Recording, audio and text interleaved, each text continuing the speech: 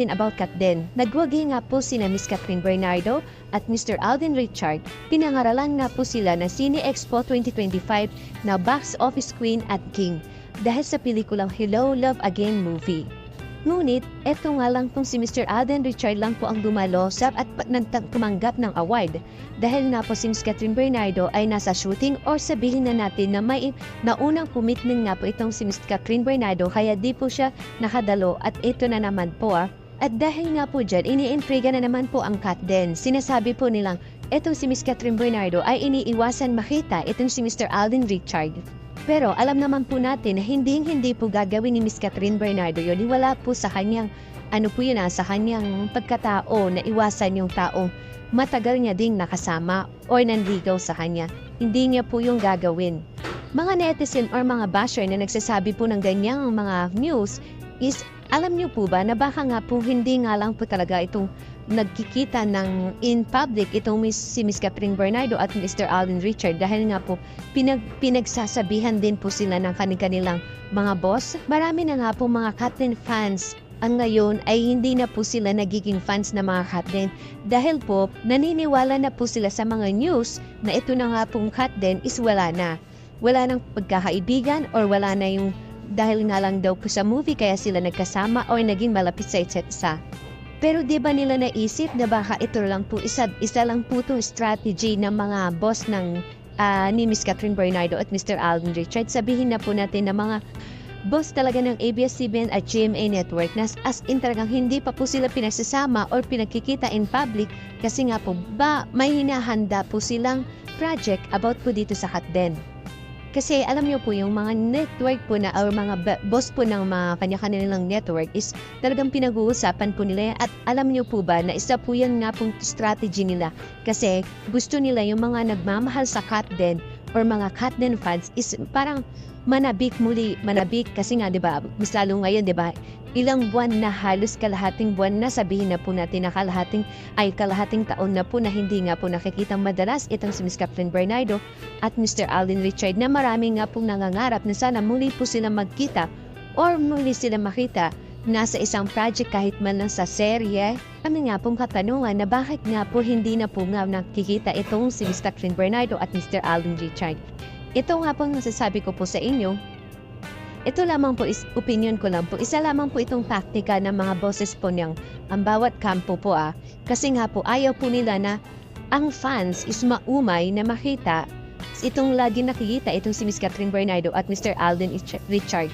Kung iisipin niyo po di ba? Ginawa po nila yung Hello Love Goodbye is after 5 years saka po nila ginawa ang Hello Love Again na tumakbo naman sa takilya. Grabe po, billion po yung kinita po nila dito. At alam naman po natin na may nilulutong project para dito kay na Miss Catherine Bernardo at Mr. Alden Richard. Ito nga pong napapabalitang Marimar. Kaya nga po, asahan niyo po na hindi pa po sila madalas na makikita.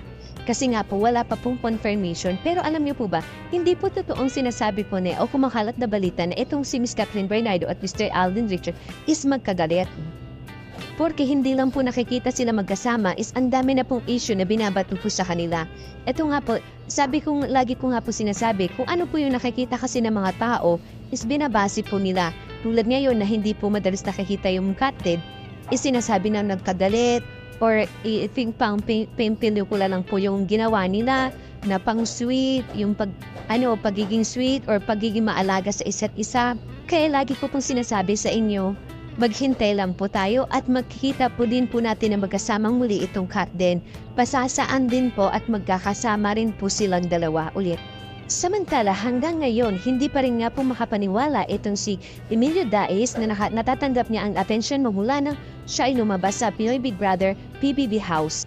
Kaniwat ka ng TV, online and radio guesting ang pinupuntahan ngayon ni Emilio kasama ang kapuso actor na si Michael Sager. Si Emilio o Michael o Meili kung tawagin ang makadusan ay pinag-uusabang PBB Celebrity Competition. Sila rin ang first male evictee sa kasalukuyang edition ng PBB makaraan nilang lumabas ng bahay ni Kuya noong April 26, 2025. Nang makalabas na po, maraming netizen ang natuwa sa pagiging malapit at komportable sa isa't isa ni Emilio at ni Michael, bagamat magkaiba sila ng network na kinabibilangan.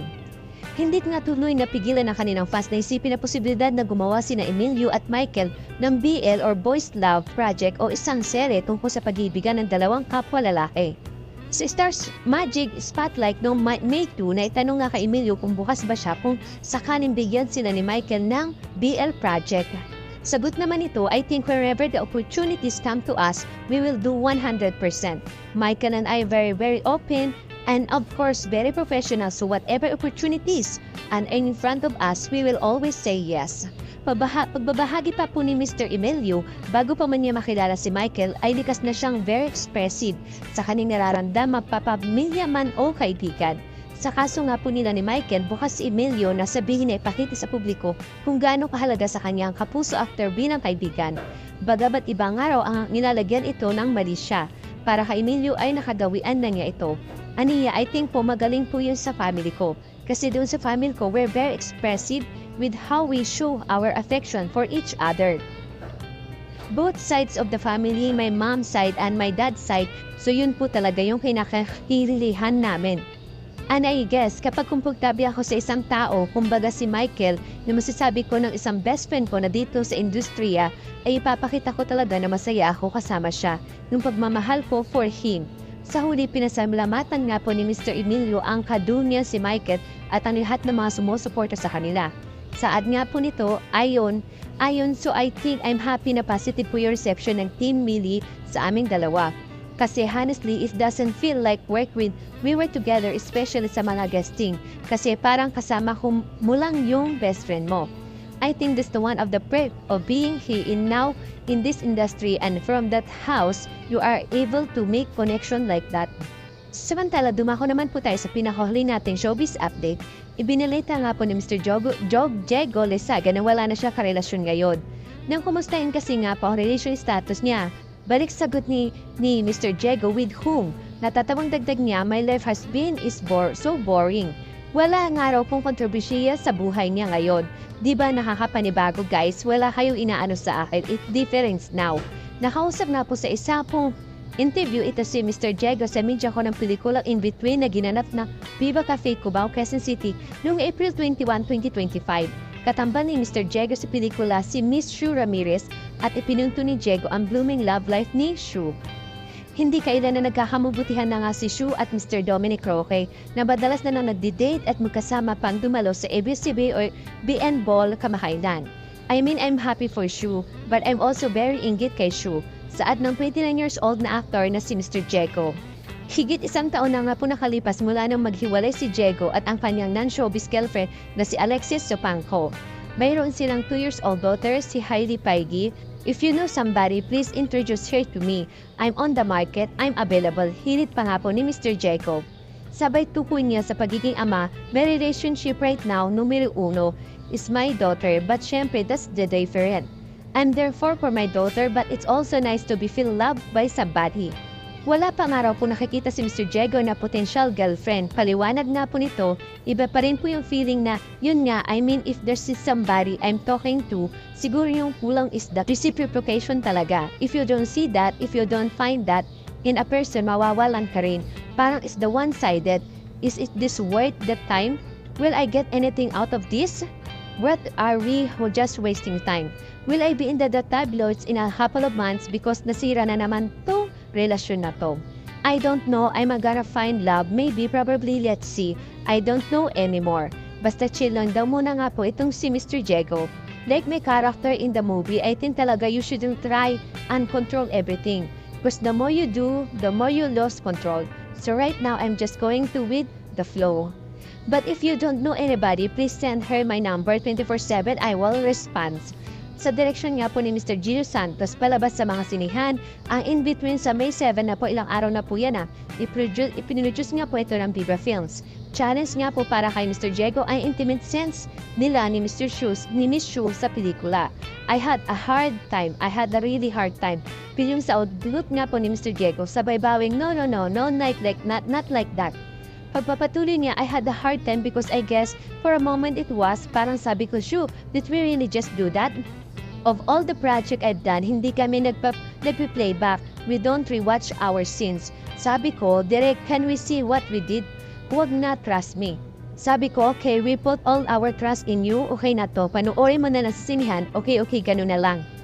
Hindi nga raw po makapaniwala itong si Mr. Diego dahil very close friend nga po sila ni Miss Shu sa tunay na buhay. Lahat niya nakakapanibango nga lang, yun nga ay Kiss Shu. After how many years of working together, we never had a scenes na kailangan ng ganito. When it wasn't just a kiss, dapat aabangan nyo kasi hindi yun typical na kiss lang. I don't think I have done anything in this wild yet. Gaano kadirin si Diego sa pelikula? Sabi nga po ni Mr. Diego, guys, don't worry, walang butt exposure. You will not see my butt, but that kiss was pretty out there. Ngiting pahayag nga po ni Mr. Diego Lesaga.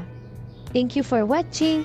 Kung nagustuhan niyo po ang video ito, subscribe na sa Starlight Showbiz YouTube channel and please don't forget to hit the bell button